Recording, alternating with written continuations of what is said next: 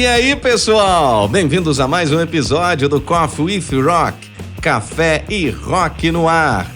Eu sou Alex Fonseca, seu anfitrião aqui na Fábrica de Podcast.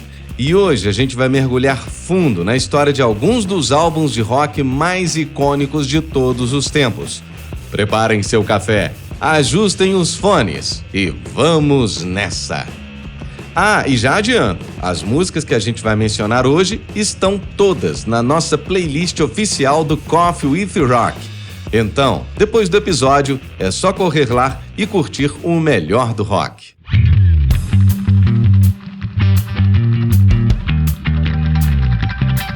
Vamos começar com um clássico que marcou gerações, Toys in the Attic, do Aerosmith.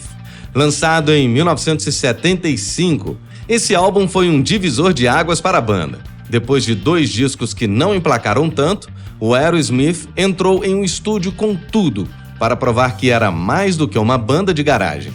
E olha, eles conseguiram.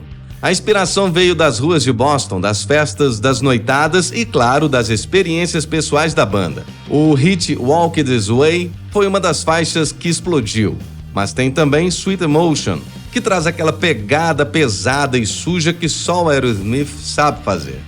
E os shows? Meu amigo, os shows dessa turnê foram lendários.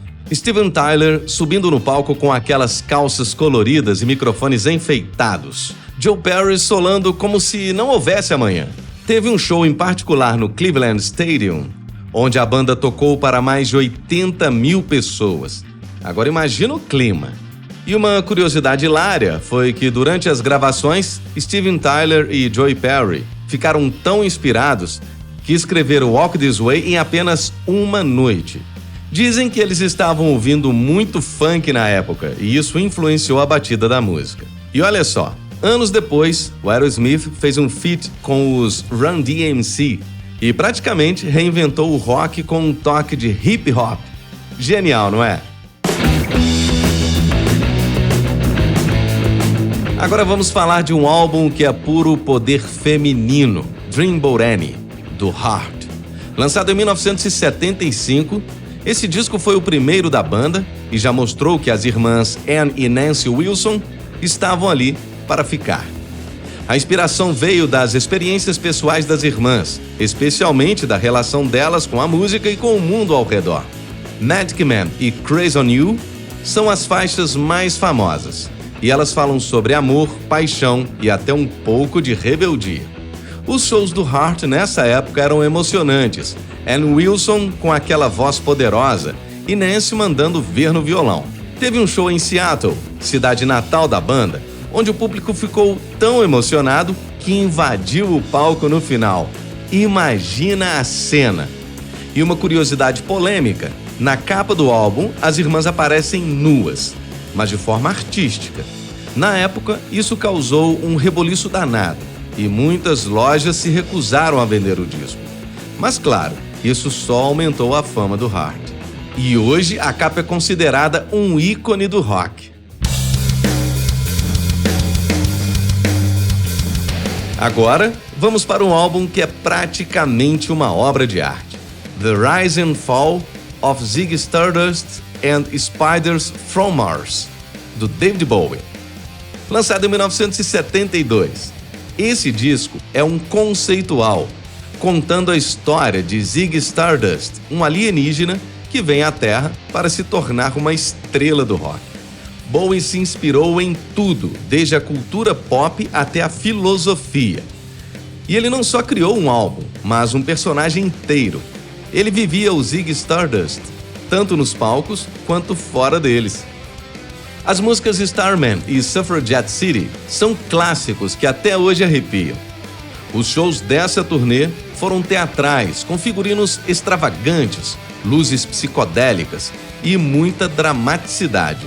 Teve um show em Londres que Bowie anunciou do nada que era o fim do Ziggy Stardust.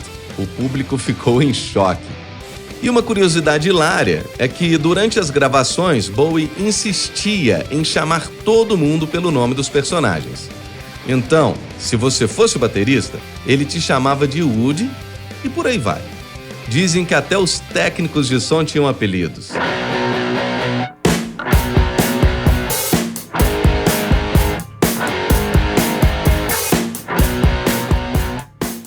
E para fechar com chave de ouro, vamos falar de um álbum que é puro heavy metal, The Number of the Beast, do Iron Maiden, lançado em 1982.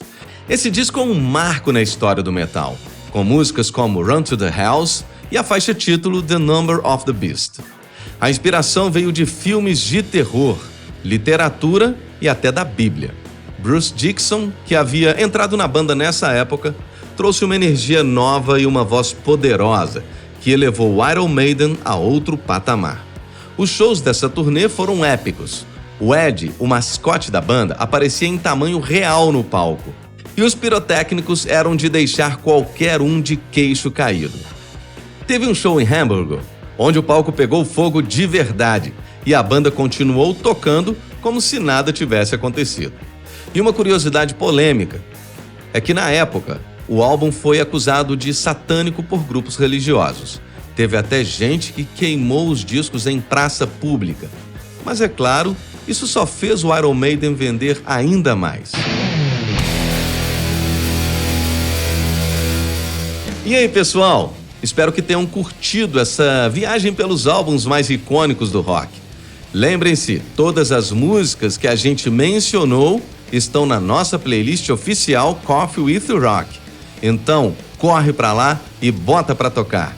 Agradeço demais pela audiência e já convido vocês para o próximo episódio, onde a gente vai falar de mais bandas lendárias e histórias que marcaram o rock. Não percam! Esse foi o Coffee with Rock, Café e Rock no Ar, uma produção da Fábrica de Podcast. Eu sou Alex Fonseca e até a próxima. E lembrem-se, o rock nunca morre.